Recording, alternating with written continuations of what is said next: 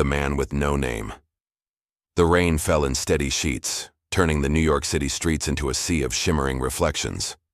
The neon glow of a nearby diner flickered against the wet pavement, casting long shadows that stretched and disappeared into the night. Lana had just finished her shift at Charlie's Diner, exhausted from another 12-hour day of slinging coffee and serving regulars who barely remembered her name. But as she stepped outside, pulling her coat tighter against the cold, her gaze drifted, as it always did, to the man sitting in the alley. He was always there, wrapped in an old, tattered coat, head bowed, hands tucked into his sleeves as if he could disappear into himself. He never begged, never spoke, never asked for anything.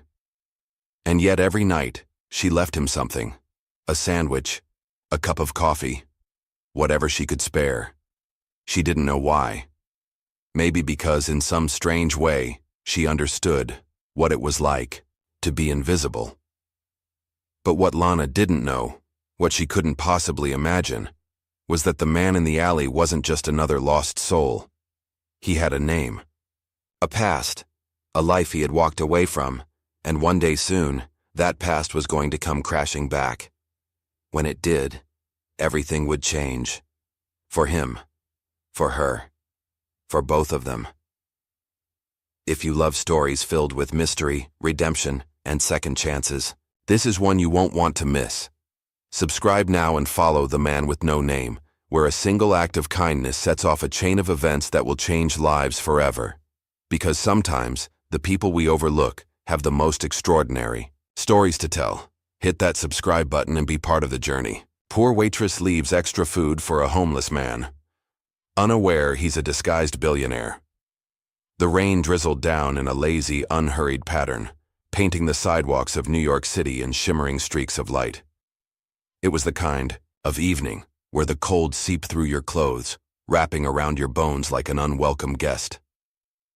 Lana adjusted the straps of her worn-out apron as she stepped out of Charlie's Diner, the small 24-hour eatery where she worked the late-night shift. She was exhausted, her feet aching from hours of rushing between tables, refilling coffee cups, and offering warm smiles to patrons who barely noticed her presence. But despite the fatigue, she had one last task before she could go home. Just a few steps from the diner's entrance, tucked against the wall of an abandoned storefront, sat a man wrapped in a tattered gray coat. His head was bowed, his face mostly obscured by a hood, but Lana knew he was there. He was always there. She didn't know much about him. He never asked for money, never begged for food. He simply sat, observing the world as if he were a ghost, drifting between realms. "Hey," Lana said softly, crouching down beside him. "Brought you something." She placed a takeout container on the ground next to him. Tonight's special, a turkey sandwich with a side of fries. She had started doing this months ago, sneaking out leftovers or paying for a meal with her own tip money. It had become part of her routine, a quiet act of kindness that no one else needed to know about. The man lifted his head slightly, and for the first time in weeks, he spoke. "You always do this," he said, his voice deep and gravelly, as if it hadn't been used in a long time. Lana blinked. He had never acknowledged her before, never even made eye contact. "Yeah, well," she shrugged. "Can't let you go hungry." There was a pause before he murmured, almost to himself. "Why?" Lana frowned. "What do you mean, why?" "People don't do things for free," he said, finally turning his face toward her. In the dim glow of the street lamp, she caught a glimpse of sharp, intelligent eyes. Eyes that didn't belong to someone who had given up on life. Lana sighed, leaning back on her heels. Maybe that's the problem with people. The man exhaled, a quiet laugh, shaking his head as if she had just said something ridiculous. But he didn't argue. Instead, he picked up the container, opening it slowly, as if unsure whether he should accept the kindness being offered to him. Lana watched him take a careful bite. "You got a name?" she asked. For a moment he hesitated. Then, after swallowing, he replied, "Richard." Lana smiled. "Well, Richard, enjoy your meal. I'll see you tomorrow." She stood up, brushing off the dirt from her jeans, and started walking away. But just before she turned the corner, She heard him say something so quietly, she almost missed it. "Thank you, Lana." She didn't know how he knew her name, and she didn't realize, not yet, that the man she had been feeding wasn't just another lost soul on the streets. Back at her tiny apartment, Lana curled up on her second-hand couch, staring at the ceiling as the city buzzed outside. Her life wasn't glamorous, not even close. She had grown up bouncing between foster homes, learned to fend for herself at an early age, and had long given up on the idea of someone rescuing her from the monotony of it all. But she believed in small kindnesses. She believed that people deserved to be treated like human beings, even if the world had cast them aside. And Richard, whoever he really was no exception. What she didn't know was that he was watching her too. For months, Richard had observed her kindness, her unwavering generosity, her unwillingness to look away when the rest of the world pretended he didn't exist. He had met many people in his lifetime, corporate giants, politicians, men and women who controlled the very fabric of society, but none of them had ever looked at him the way she did, as if he were still a man worth saving, and that more than anything terrified him. The following evening, Lana returned to work, unaware that the man she had been feeding was no ordinary homeless wanderer, and while she continued her shift, balancing trays, refilling cups, laughing with customers, Richard sat in his usual spot, watching. He knew he couldn't hide forever, but he also knew that when the truth finally came out, everything would change. For her, for him, for both of them. And so, he waited. Because fate, as unpredictable as it was, had a way of setting things in motion long before anyone was ready for it. The diner was busier than usual that night. The cold November wind had driven more people inside, filling the booths with families, tired office workers, and the occasional lonely traveler seeking warmth and a cup of coffee. Lana weaved through the tables, balancing a tray of steaming plates, offering smiles and brief conversations as she worked. She had long since mastered the art of making people feel seen while remaining invisible herself, a necessary skill when you worked in a place like Charlie's Diner. But tonight, her mind wasn't entirely on her job. It was on Richard.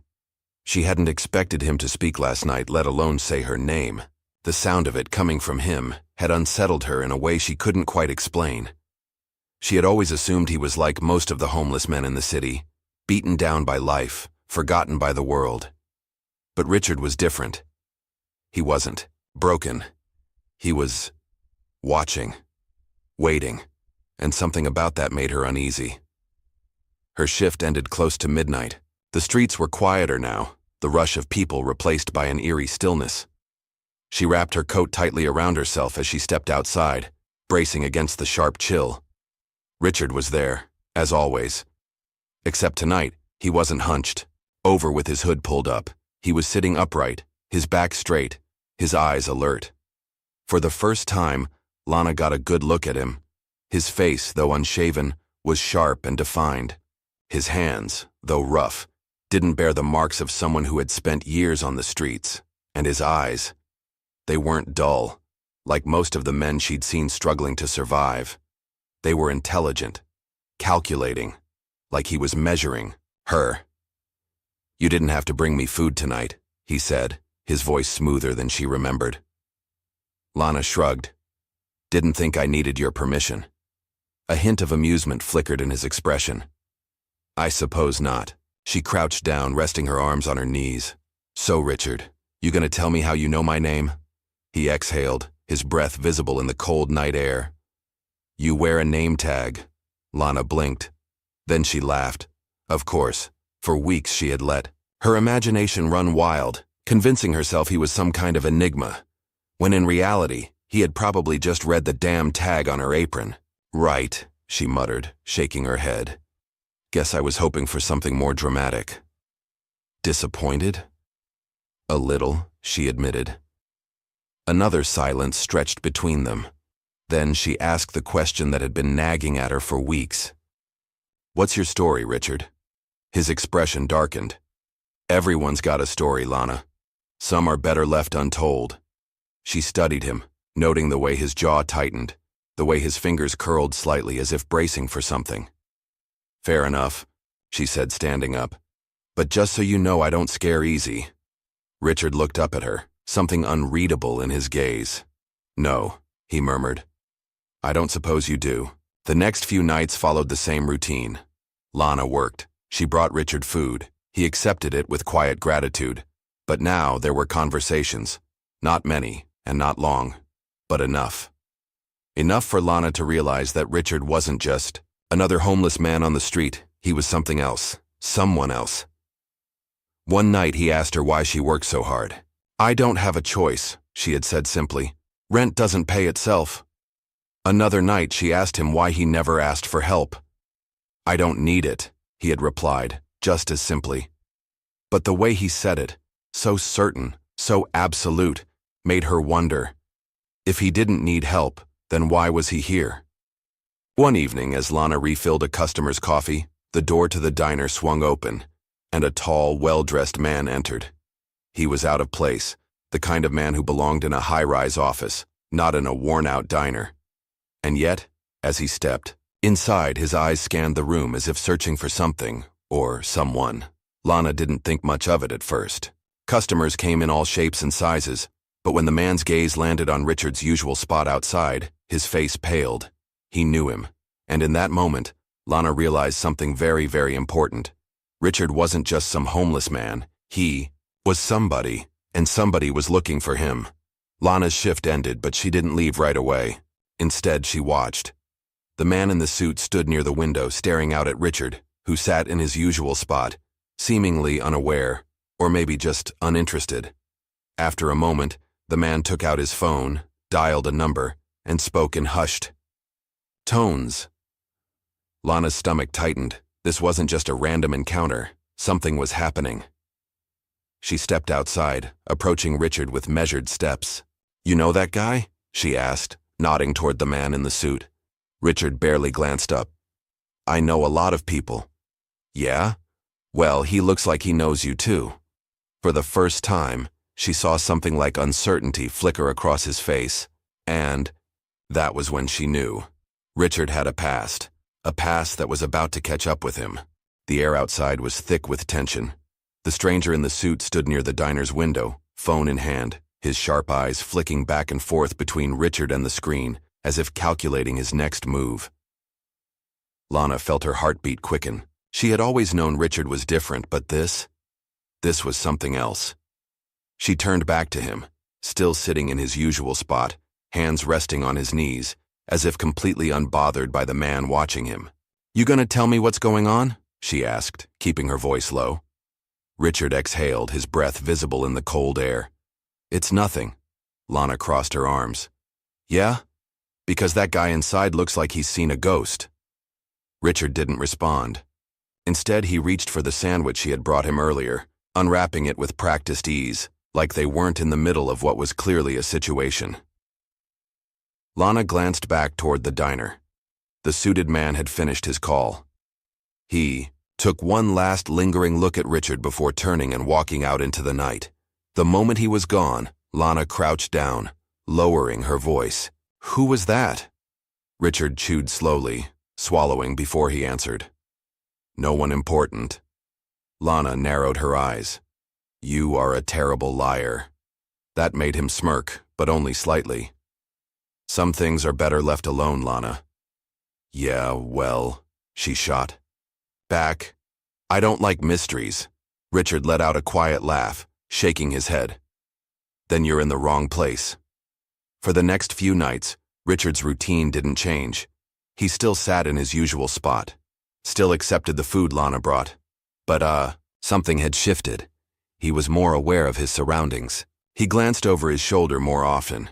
His posture, once relaxed, was now a little too stiff, like he was waiting for something, or someone. Lana noticed, and it bothered her. One night, after finishing her shift, she found him staring across the street, lost in thought. She sat down next to him on the cold pavement, ignoring the odd looks from passers-by. "Okay," she said, breaking the silence. "Let's say, hypothetically, I mind my own business." Let's say I ignore the fact that a guy in a $1,000 suit was looking at you like he just found a missing person. Richard turned his head slightly, watching her. But, she continued, let's also say I don't buy for a second that you're just another guy down on his luck. He raised an eyebrow. What makes you think that? Lana gestured toward him. You. Richard chuckled, but there was no humor in it. You think you know people, Lana? I know enough. He tilted his head. Then tell me, what do you see when you look at me? Lana considered the question carefully. I see someone who doesn't belong here. Richard's expression didn't change, but she could tell her words had landed. She pressed on. You're too put together. Too aware. Most guys in your position, they don't sit like you do. They don't talk like you do. She hesitated before adding, and they sure as hell don't get recognized by men in expensive suits. Richard was quiet for a long time. Then, finally, he let out a slow breath. You're right, he admitted. Lana blinked. She hadn't expected him to give in that easily. But, he added, meeting her gaze, some things are better left buried. She frowned. What does that mean? It means, Richard said, standing up, you should go home, Lana. Lana didn't like being dismissed, but she also knew when to push and when to wait, so she let Richard walk away that night. But fate, as always, had its own plans. 2 nights later, while she was taking a short break in the alley behind the diner, she heard a voice she recognized. I told you not to contact me. Lana froze. Carefully, she peeked around the corner. Richard was standing near the dumpsters, phone pressed to his ear. His entire demeanor was different. His shoulders were tense, his jaw clenched, and his voice had lost the gruff, weary tone she had grown used to. It was sharper, more refined, more like a man who had once given orders, not taken them. That's not my life anymore, he continued, his tone clipped. And I don't want it to be. Silence. Lana's heart pounded. Who the hell was he talking to? Richard let out a frustrated sigh. No. If they wanted to find me, they would have by now. Another pause. Then, I don't care about the company. Lana sucked in a breath. Company? What company? Just leave it alone, Richard said, his voice suddenly quieter. Tired, please. And then, without another word, he hung up. Lana barely had time to step back before Richard turned the corner. Their eyes met. For the first time since she had met him, he looked genuinely startled. Lana, he said slowly, as if trying to gauge how much she had heard. She forced a smile. Taking business calls in an alleyway, Richard? That's a new one. His expression shifted. It's not what you think. Really? She crossed her arms. Because it sounds a hell of a lot like you used to be someone important. He hesitated. That was all the confirmation she needed. Who are you, Richard? She asked, this time softer. For a moment he looked almost sad. Just a man trying to disappear, he murmured. Then without another word, he walked past her, disappearing into the night. And Lana? She knew she wasn't going to let this go. The next day, Richard didn't show up. Lana waited after her shift, scanning the darkened street corner where he usually sat, but there was no sign of him. The worn blanket he kept folded beside him was gone, the usual discarded coffee cup missing. It was as if he had vanished into thin air. A strange unease settled in her chest. She had spent months passing him food, exchanging small talk, slowly unraveling the mystery of the man who sat outside Charlie's diner. And just when she was finally beginning to understand that he wasn't just another homeless man, he had disappeared. Her fingers clenched around the strap of her bag. Something wasn't right, and she was going to find out what. Lana wasn't sure where to start. She had never thought to ask Richard where he slept, never pressed him for details about his life beyond that small corner outside the diner. But there was one place she could go. The shelter on 7th Avenue was run by a woman named Margaret, a no-nonsense type in her 50s who had spent decades working with the city's homeless. If anyone had seen Richard, It would be her. The bell jingled softly as Lana stepped inside. The air smelled of disinfectant and old coffee, and the sound of quiet murmurs filled the space. Margaret glanced up from the front desk, her sharp eyes narrowing in recognition. "Lana, this is a surprise." "I'm looking for someone," Lana said, stepping closer. Tall guy, about 50, graying hair, usually wears an old gray coat. Goes by Richard. Margaret's lips pursed. "That man of yours doesn't come around here much." Lana blinked. "Man of mine?" Margaret smirked. "Honey, I've been in this business long enough to recognize when someone's got a soft spot for a lost cause." Lana felt heat rise to her cheeks but shook her head. "He's not a lost cause. He's—" She hesitated. "He's different." Margaret studied her, then sighed. "Last I heard, some men were looking for him." Lana's heart stilled. "What men?" Margaret leaned forward. "The kind that don't like being told no." Lana left the shelter with more questions than answers. Who the hell was Richard? And why were people looking for him? Her feet carried her down, the familiar path toward the diner, but she barely noticed the cold wind biting at her skin. Her mind was racing. If Richard had been running from something, or someone, then maybe he hadn't left by choice. As she neared the alley behind the diner, a flicker of movement caught her eye. Her breath hitched. Richard. He was sitting against the wall, his face hidden by his hood, his body tense. Lana rushed forward. "Where the hell have you been?" Richard lifted his head slowly. His face was bruised. Lana's stomach dropped. "Oh my God. What happened?" She crouched in front of him, her fingers instinctively reaching for his arm. But he flinched. "It's nothing," he muttered. "Nothing?" she hissed. "Richard, your face—" "I said it's nothing." His voice was sharper this time. Lana drew back, stunned by the anger in his tone. She had seen Richard calm, quiet, guarded, but she had never seen him angry. And yet, the fire in his eyes wasn't directed at her. It was at something or someone else. "Who did this to you?" she asked, softer now. Richard exhaled, tilting his head back against the wall. "Old friends." Lana clenched her fists. "Friends don't do that." Richard let out a bitter chuckle. "You're right. They don't." Lana sat beside him, wrapping her arms around her knees. "You gonna tell me what's going on?" Richard was silent for a long time. Then, "I used to have a different life," he said, his voice almost too quiet to hear. Lana turned her head, waiting. "I wasn't always on the streets," he continued. "I had money, more than enough." Lana wasn't surprised. She had suspected it for a while now, but hearing him admit it made it real. "What happened?" she asked. Richard hesitated. "I walked away." "Why?" He let out a slow breath. "Because I finally saw the truth." Lana frowned. "The truth about what?" Richard's jaw tightened. "That money isn't freedom, it's a leash, and the people who hold it—" He paused, his fingers curling into fists. "They don't like it when their dogs run loose." Lana shivered, not from the cold, but from his words. This wasn't just about money, this was about power, and Richard had walked away from something big. Lana wanted to ask more, wanted to press him for details, to understand the full picture. But Richard's eyes stopped her. They were haunted, worn, like a man who had seen too much. Instead, she said, "So what happens now?" Richard exhaled. "Now?" He turned his head slightly, giving her a half smirk. "Now I eat the sandwich you brought." Lana rolled her eyes. "Seriously?"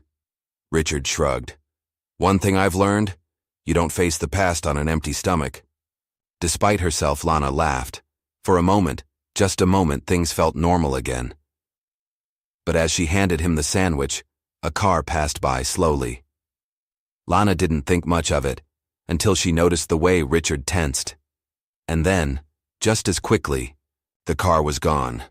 But the look in Richard's eyes told her everything she needed to know. The past wasn't done with him yet, and this time, it was coming back with a vengeance.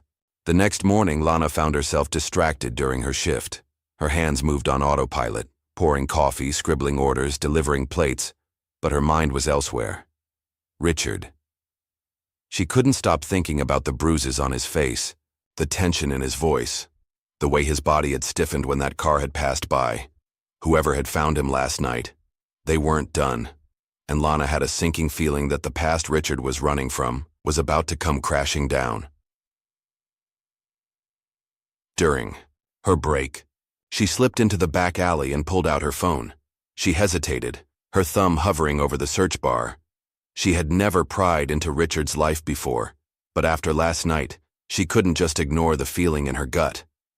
With a deep breath, she typed the words, Richard Hathaway, New York. She hit search, and then she stared at the screen, articles, dozens of them. Headlines jumped out at her.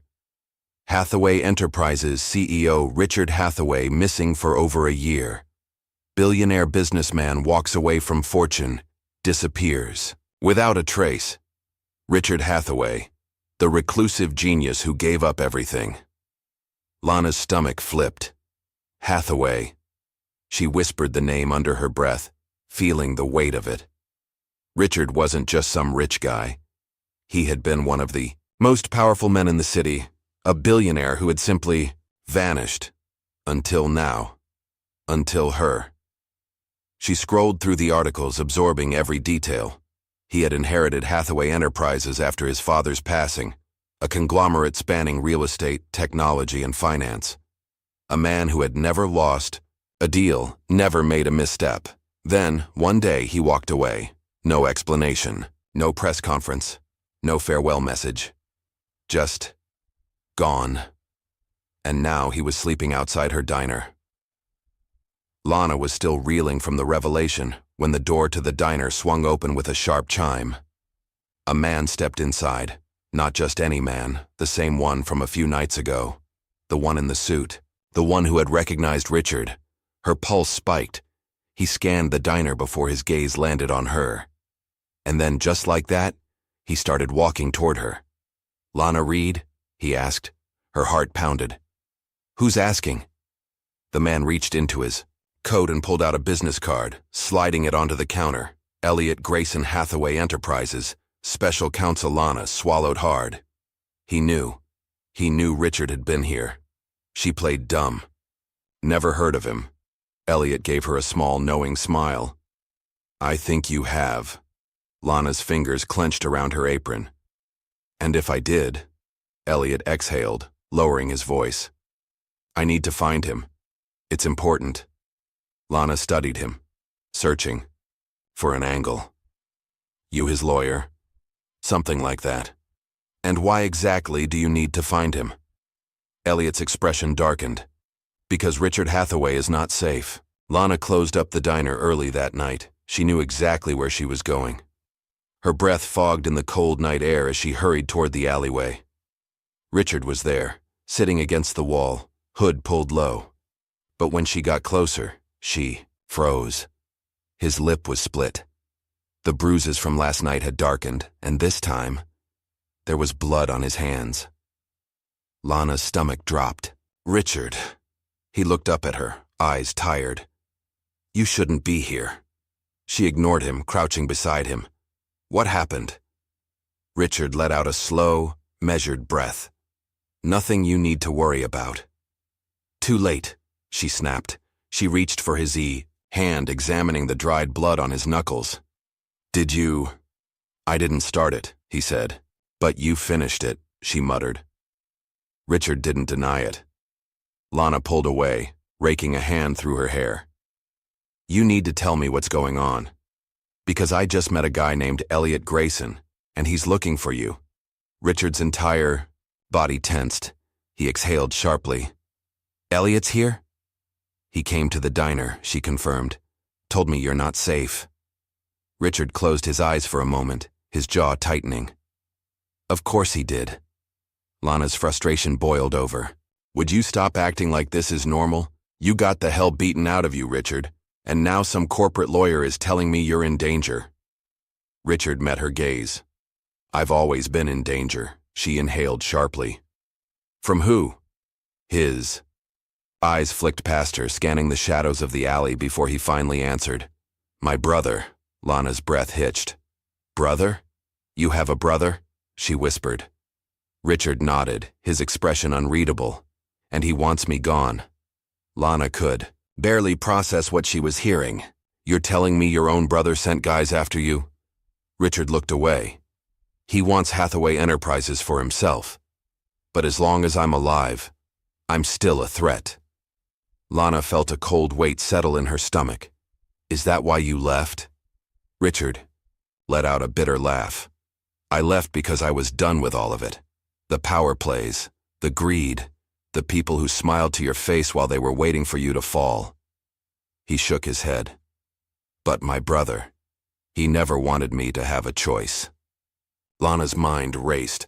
If Richard's brother had found out he was still alive, if the men from last night had been sent to finish the job, this wasn't just about a lost fortune. This was about survival. She swallowed hard. What are you gonna do? Richard looked up at her, and for the first time she saw fear in his eyes. I don't know, he admitted. And that was the scariest thing of all. The silence between them was heavy. Richard had just admitted that his own brother wanted him dead. Lana could still hear the words echoing in her mind, but none of it made sense. Brothers fought, sure, but wanting to kill each other? That was something else entirely. Richard sat against the cold brick wall, his injuries making him look even more exhausted than usual. He wasn't just tired. He looked worn down, like a man who had been running for far too long. And now, the chase was catching up. Lana exhaled, shaking off the chill running down her spine. Okay, she said, crossing her arms. You're gonna have to explain this to me. Richard smirked slightly, but there was no amusement in it. That's a long story. Good thing I've got time. Richard tilted his head back, staring at the night sky. My father, Edward Hathaway, built Hathaway Enterprises from the ground up. He was ruthless. A businessman first, a father second. Lana listened intently. When he died, I was expected to take over. And I did, for a while. I played the part, wore the suits, made the deals. But I hated it. Every move I made was under a microscope. The board, the investors, they didn't want a leader. They wanted a puppet. Lana frowned. So you walked away. Richard nodded. It wasn't just business. It was my brother, Victor. He was always ambitious, always looking for ways to prove he was the better Hathaway. And when you left, I became the only thing standing between him and full control, Richard finished. As long as I was alive, he could never truly take my place. Lana's stomach twisted. So he decided to make sure you weren't alive. Richard exhaled. It's not that simple.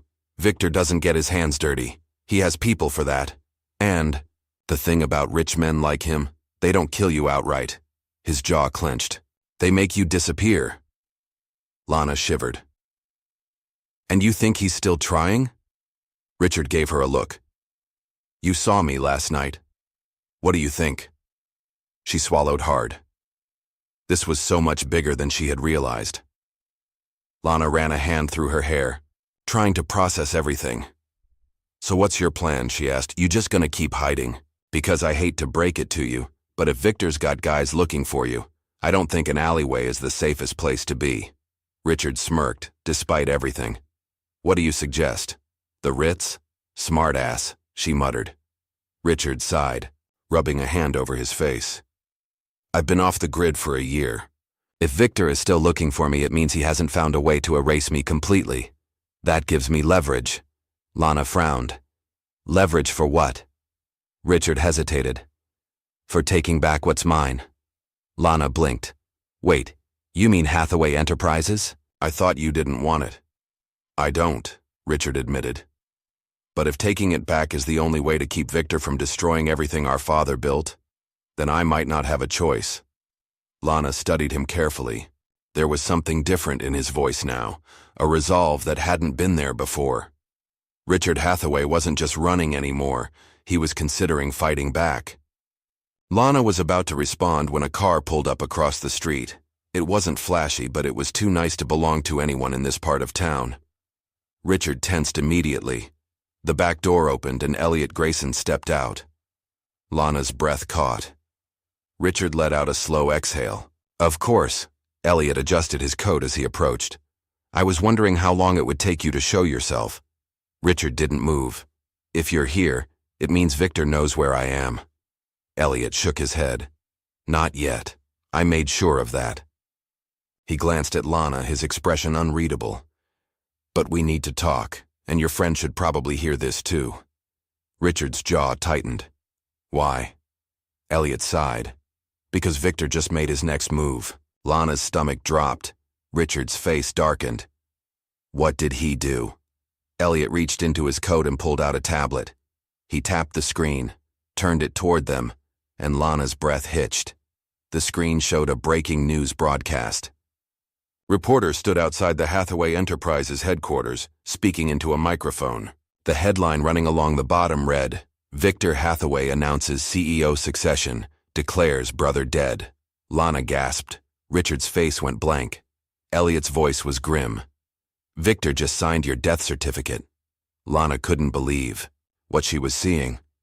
Victor had gone to the media, publicly declaring Richard dead. The reporter's voice echoed from the tablet.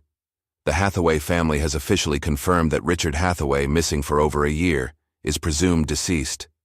A private memorial will be held in his honor. Lana turned to Richard, her pulse racing. Richard, she whispered, this isn't just him trying to erase you. He's making it permanent.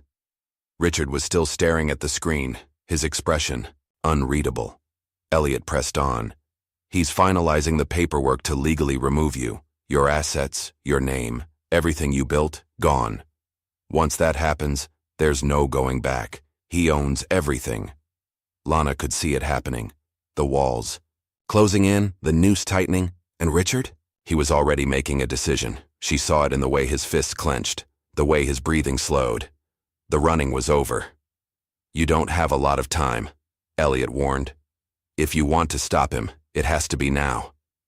Richard finally looked at him. And if I don't? Elliot's jaw tightened. Then Victor wins.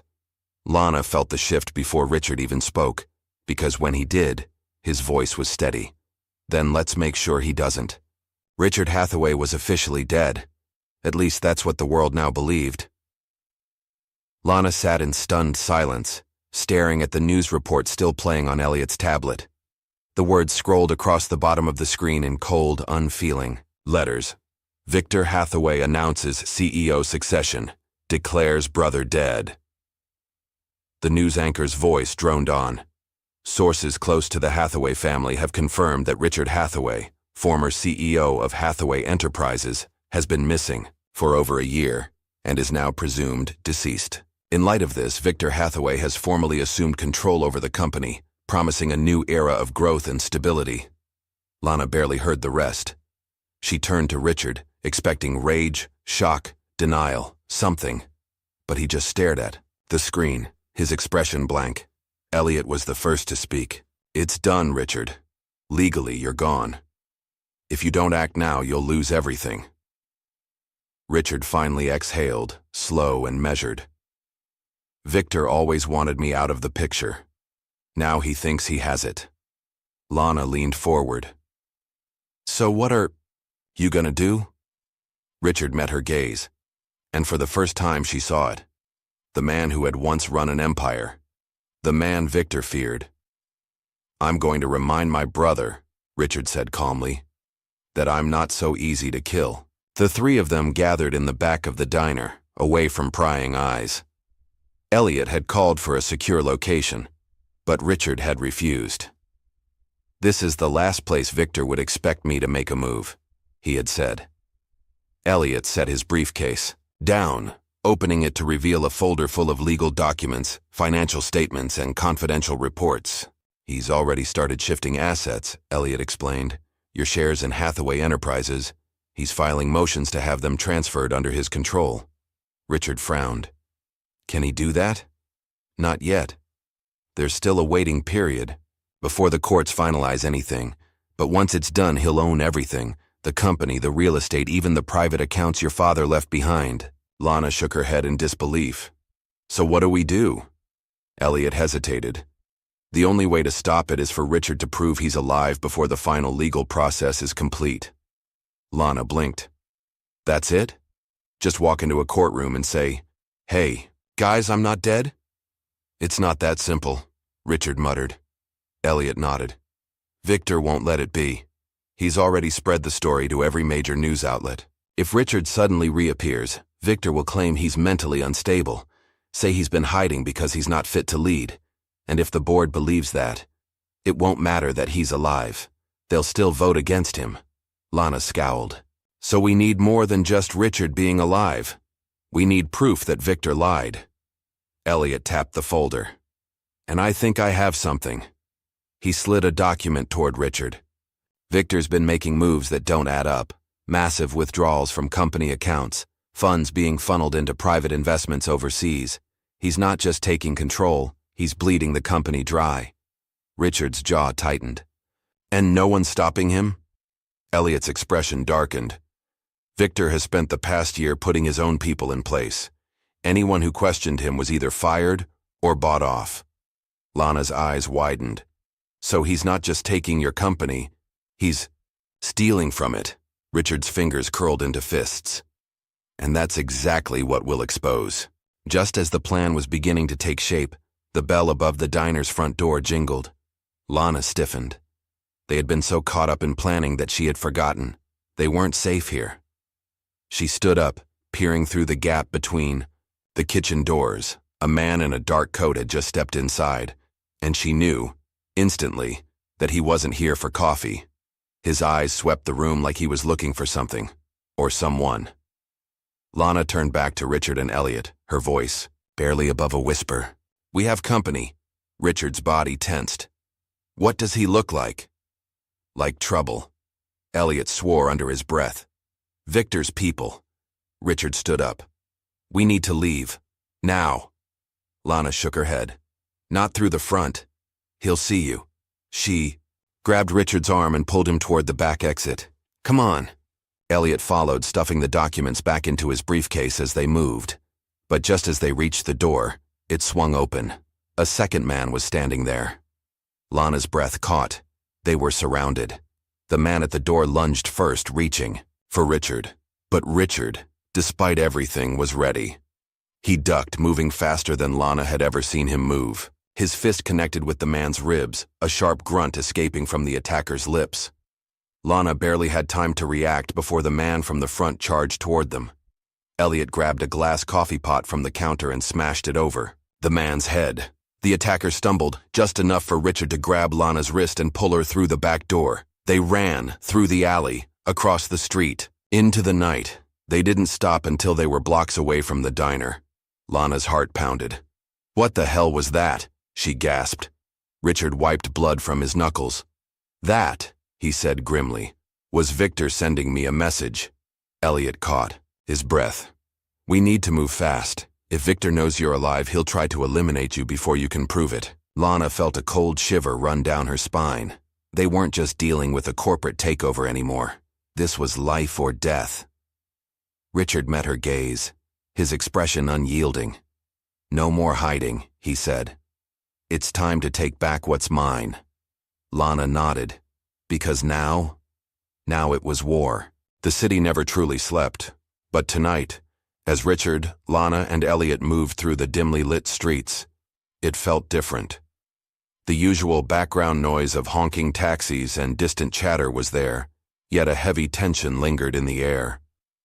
For the first time in over a year, Richard wasn't running. He was preparing to fight. Lana wasn't sure whether that thought thrilled her or terrified her.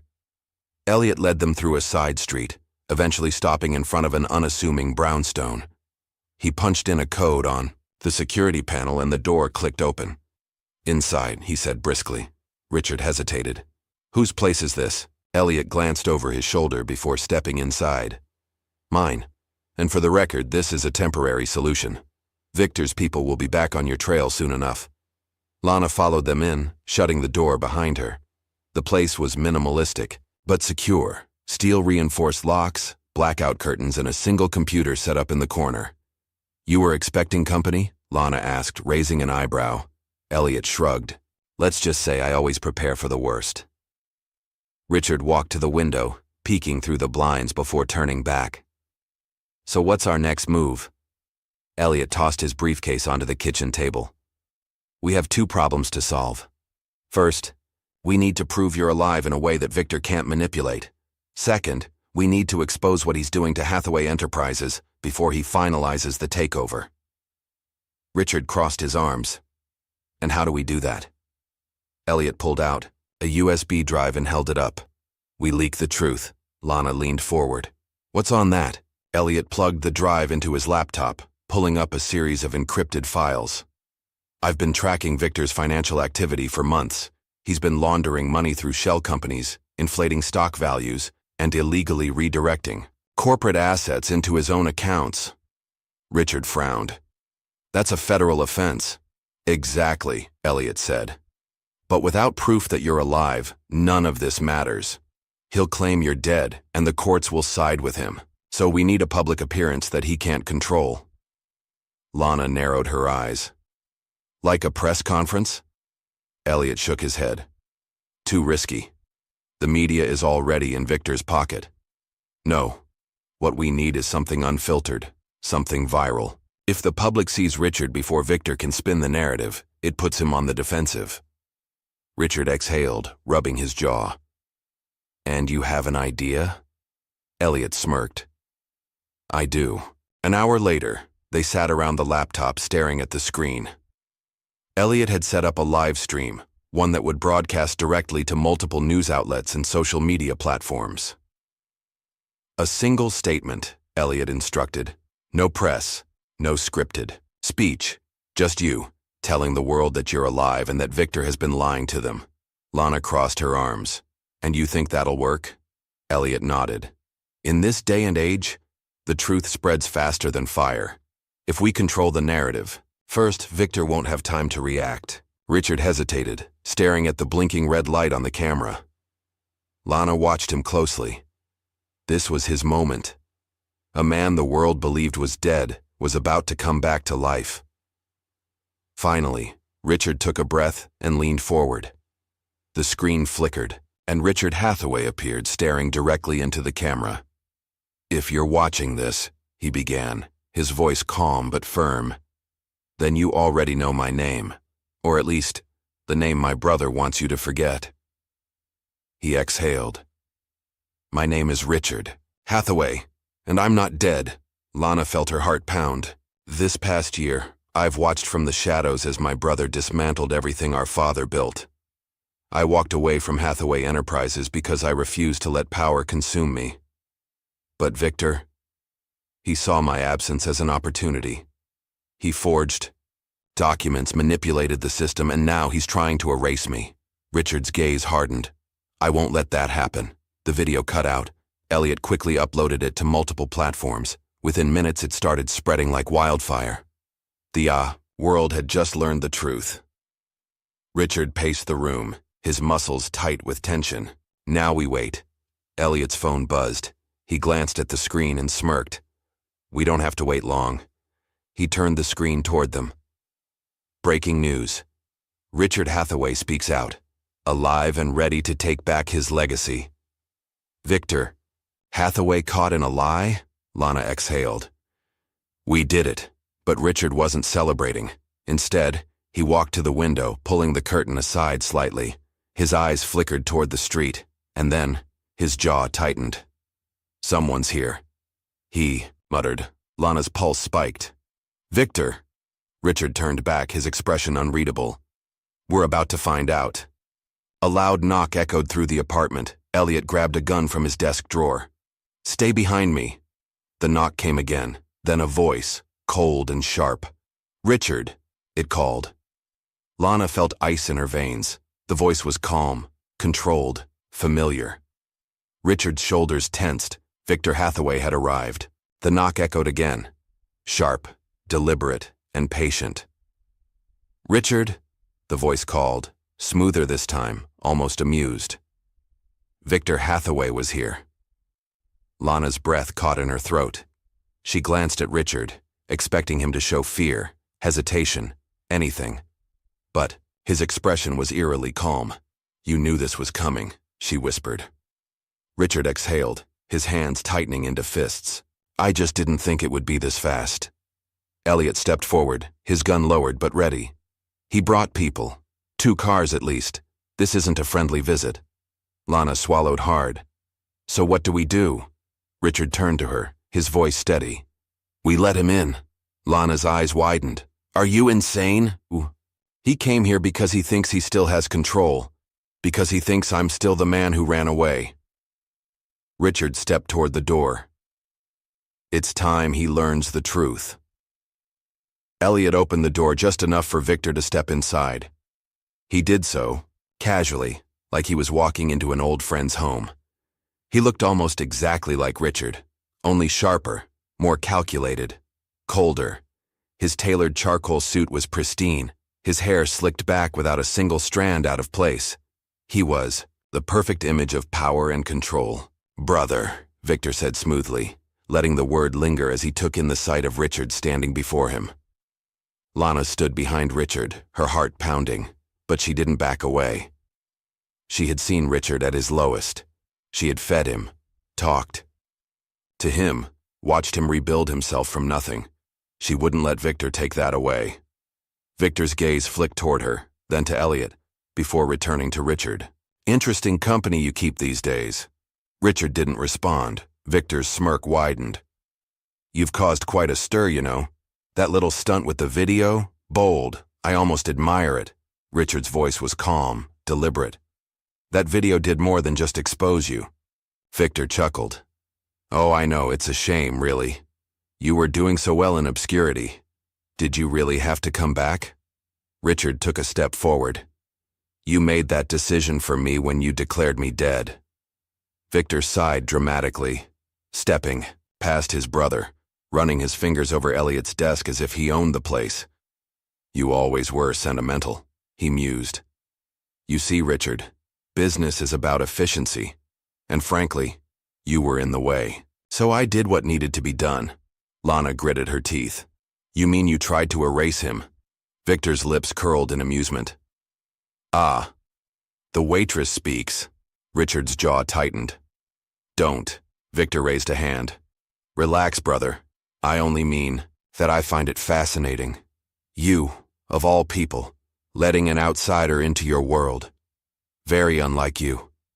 He turned to Lana directly. "Do you know who he really is?" Lana held her ground.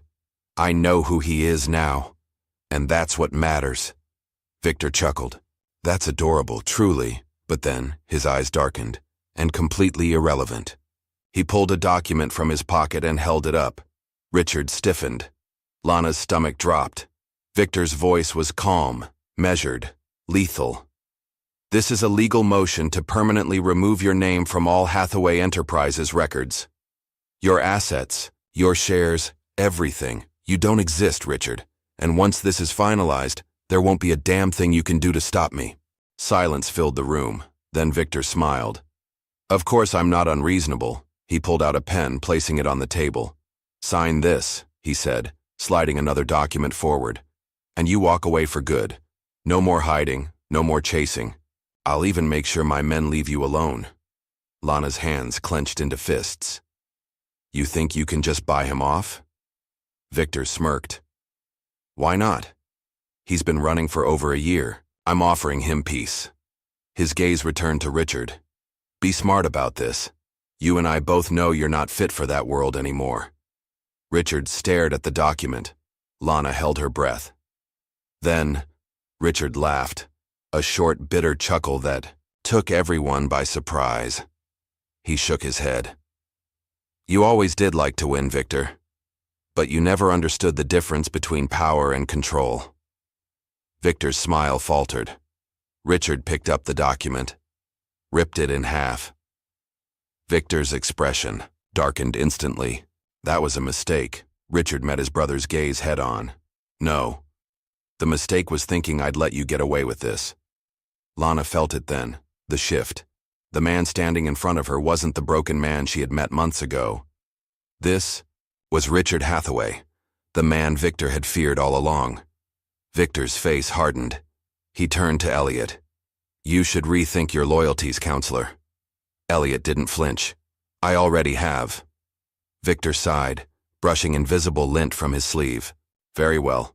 If you want to fight, brother, I won't stop you." He turned to leave but paused at the door. "Just know this," he said over his shoulder. "I don't lose." Then he was gone. The moment the door clicked shut, Elliot swore under his breath. That didn't go well. Lana looked at Richard. "What now?" Richard's voice was calm, determined. "Now, we take him down." The moment Victor walked out that door, Richard knew there was no turning back. The war for Hathaway Enterprises, for his life, had officially begun. Lana could feel the tension in the room, thick like a storm about to break. Richard stood near the window, his hands resting on the sill, his gaze locked on the street outside. Elliot sat at the table, sifting through documents, his expression grim. Lana, however, was done just watching. She crossed her arms. "So what's the plan?" Richard didn't turn around. "Victor thinks he's already won. He expects me to crawl back into the shadows." Elliot smirked. "Then let's disappoint him." Elliot tapped his laptop. "The video we posted about you being alive did its job. People are questioning Victor's story. But we need to push harder." Richard turned. "You mean expose him publicly?" "Exactly," Elliot confirmed. "Victor's been funneling millions into offshore accounts. We leak that information, make it impossible for him to brush it under the rug." Lana frowned. "And how do we do that?" Elliot grinned. "I have a friend, a journalist who's been looking into Hathaway Enterprises for months. Give her the right proof, and she'll make sure Victor's dirty laundry is aired on every major news channel." Richard nodded. "Do it." Elliot pulled out a USB drive. "Already prepared." Lana raised an eyebrow. "You don't waste time, do you?" Elliot smirked. "I wouldn't have survived this long if I did." Lana sat down next to Richard. "Okay, so we're exposing him. But how do we stop him from burying the story?" Richard's fingers tapped against the table. "We make sure he has no way to cover his tracks." Elliot leaned forward. "What are you thinking?" Richard's expression was sharp, calculated. "We take back Hathaway Enterprises before he has time to react." Lana's eyes widened. "Wait, you're going after the board?" Richard nodded. "Victor has spent the past year replacing anyone who was loyal to me. But there are still a few left. People who knew my father, people who won't like what Victor is doing." Elliot frowned. "That's risky. If you go back now, you're walking straight into his territory." Richard smirked. "Exactly. He won't expect it." Lana wasn't convinced. "Richard, this isn't just some business meeting. Victor's already tried to kill you. If you walk into that building, what's stopping him from finishing the job?" Richard looked at her. "You." Lana blinked. "Excuse me?" "You and Elliot. If we play this right, we can control the narrative. Make Victor look like the desperate one." Elliot's eyes narrowed. "You're thinking of a press stunt." Richard nodded. "We make sure the public knows I'm alive before I set foot in that building. If anything happens to me, it's on Victor's head." Lana let out a slow breath. "You're betting that he won't try anything stupid in front of cameras?" Richard held her gaze. "I'm betting that he thinks he's smarter than he is." The plan was set. Tomorrow, Richard Hathaway would return to Hathaway Enterprises. Lana stayed up late, pacing the apartment, her mind racing. This was insane. Victor was powerful, dangerous, and yet, so was Richard. She had watched him change over the past few months, going from a man hiding in the shadows to someone who was finally ready to reclaim his life, and she knew one thing for sure: he wasn't going to lose. They arrived at Hathaway Enterprises just before noon.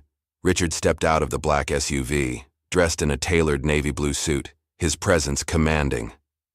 Lana had never seen him like this before. He wasn't just Richard anymore. He was Richard Hathaway. Cameras flashed. Reporters shouted questions. Elliot had leaked the press tip that Richard would be returning to the company, and now the world was watching. Richard walked forward with purpose, ignoring the chaos around him. Then, Victor stepped out of the glass doors. Dressed in a pristine gray suit, he looked completely unfazed. He offered a small smirk, as if none of this surprised him. "Brother," Victor said smoothly. "Back from the dead, I see." Richard didn't break stride. "I figured I should see what kind of mess you've made in my absence." The tension was suffocating. The cameras caught every second. Lana could see the reporters eating it up. A billionaire back from the dead. A corporate war about to unfold live on television. Richard stopped just a foot away from Victor. "I'm here to take back what's mine." Victor's smirk didn't falter. "You assume it's still yours to take." Richard tilted his head slightly. "Let's find out." He walked past his brother, through the revolving doors, and into the heart of Hathaway Enterprises. Inside the massive boardroom, members of the Hathaway board sat around a long glass table, whispering among themselves. Then, Richard walked in. Gasps, murmurs, disbelief. A man they thought was dead had just stepped into the room. At the head of the table, Victor stood, his hands resting on the polished surface. "Well," he said, his tone mocking. "This is unexpected." Richard placed his hands flat on the table. "Then you haven't been paying attention." A silence settled over the room. Victor's jaw tightened. And Lana? She knew in that moment that everything was about to change. The real fight had just begun. The air inside the Hathaway Enterprises boardroom was thick with tension. The 12 board members sat frozen, their eyes bouncing between Richard Hathaway, a man they believed was dead, and Victor Hathaway, who stood at the head of the table, his confident mask finally cracking. Outside, the media frenzy was escalating. Reporters swarmed the building, cameras flashing, news anchors scrambling to make sense of the impossible. And inside these walls, the real war was about to begin. Richard had come to take back what was his, and Victor wasn't about to let that happen without a fight. Victor let out a slow exhale, smoothing out the cuff of his suit before finally speaking. "You have to admit," he said, voice eerily calm, "this is a hell of an entrance." Richard didn't respond. He simply took a seat at the table, his seat, as if he had never left. A few board members exchanged glances, uncertain of what to do. Victor had spent the past year convincing them that Richard was gone. Now, their former CEO was sitting in front of them, very much alive. "Before we move forward," Richard said smoothly, "I believe there's a small issue we need to discuss." He pulled a folder from his suit jacket and slid it across the table. Victor didn't touch it.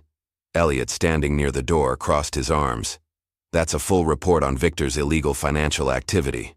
Offshore accounts, fraudulent stock, transfers, embezzlement at the highest level." A murmur spread through the boardroom. Victor still didn't react. Instead, he let out a quiet chuckle. "You really think this is enough?" Elliot smirked. "We don't need it to be." Victor's eyes flickered. "What do you mean?" Richard leaned forward, locking eyes with his brother. "Check your phone." Victor froze. Then, slowly, he pulled his phone from his pocket. His eyes narrowed as he saw the dozens of missed calls, unread messages, and breaking news alerts. Lana held her breath. Then, Victor's jaw tightened. Richard sat back. "You should really keep up with the news, brother." Outside, the media had already gotten their hands on the financial leaks. Screens in the lobby flashed with live broadcasts of anchors tearing apart Victor's empire. "Victor Hathaway under investigation for corporate fraud." Insider. Reports reveal embezzlement scandal at Hathaway Enterprises. Is this the end of Victor Hathaway? Lana could see it in Victor's face. For the first time, he had lost control of the narrative. But Victor wasn't done yet. He looked up, regaining his composure. "You think this changes anything?" One of the board members, an older man named Charles Whitmore, cleared his throat. "Actually, Victor, this changes quite a bit." Victor's eyes snapped toward him. Charles, who had been one of Edward Hathaway's most trusted allies, turned to Richard. "Is it true? You're officially reclaiming your position as CEO? Richard nodded. I am. Charles leaned back in his chair. Then I call for a vote. Victor's hands clenched into fists. You can't do that. Actually, Elliot interrupted, he can. The bylaws clearly state that in the event of a disputed leadership, a board vote can determine succession. Lana watched as Victor's jaw locked, his composure finally cracking. He had spent a year building his power, and now it was slipping away. One by one, the board members raised their hands. Aye. The votes piled up. Lana gripped the table, her heart racing. Victor's expression darkened with every hand that went up. When the final vote was cast, Richard Hathaway was reinstated as CEO. Victor was finished. The room fell silent. Victor sat perfectly still, his jaw tight, his fingers curled into fists on the table. Richard exhaled slowly, standing up. Security will escort you out, Victor. Victor let out a quiet laugh, shaking his head. You think this is over? Richard met his gaze. It is for you. The doors burst open and corporate security entered. 2 guards stepped forward, ready to remove Victor from the building. But Victor didn't fight. Instead, he stood, straightening his jacket. Then, he turned to Richard with a smirk that sent a chill down Lana's spine. You're just like him, you know, Victor said quietly. Richard's brow furrowed. Who? Victor's smirk widened. Father. Then he turned and walked away. As the doors slammed shut, Lana finally let out the breath she had been holding. A few hours later, the dust had begun to settle. Victor Hathaway was officially removed from Hathaway Enterprises. The fraud investigations were already underway, and federal agents had frozen his assets. Richard sat in his new office, the same one he had walked away from over a year ago. Lana stood near the window, watching as reporters continued to swarm outside the building. So, she said, turning to him, you did it. Richard exhaled, leaning back in his chair. Yeah. You don't sound thrilled. He smirked. I just realized I fought like hell to take this place back. Lana raised an eyebrow. And? Richard looked around, his voice quiet. I don't know if I want it. Lana stilled. Then why come back? Richard's gaze met hers. Because it wasn't about the company. It was about stopping Victor. He stood, walking toward her. But this place, this life, it nearly destroyed me once. Lana hesitated. So what happens now? Richard studied her for a moment, then smiled softly. That's the best part, he said. For the first time in my life, I get to decide. Lana smiled. Because for the first time, Richard Hathaway wasn't a man running from his past. He was a man choosing his future. The war was over. Victor was gone. His power, his influence, his empire, shattered. The company he had tried so desperately to steal was now beyond his reach. And Richard? For the first time in years, he wasn't fighting to survive. He was finally free. A week had passed since Victor's downfall. Lana walked beside Richard through the bustling streets of New York. But tonight, the city felt different. Maybe it was because Richard wasn't looking over his shoulder anymore. Maybe it was because, for the first time since she met him, she saw him as something other than a man running from his past. She saw him as a man choosing his future. Richard breathed in the crisp evening air, a small smirk playing at his lips. You know, he said, glancing at her. I forgot how this city looks when you're actually living in it, Lana chuckled. It hasn't changed much, you're just seeing it differently. He nodded, hands in his pockets. That's what happens when you stop looking at everything like a battlefield. She nudged him playfully. Not bad for a dead man. Richard laughed. Yeah, well, being dead didn't suit me. They kept walking, side by side, as the city buzzed around them. For once, there was no threat looming. No past chasing them down. Just the present. Just this moment. And that was enough. The next morning, Richard sat in his office, his father's office, for what he knew would be the last time.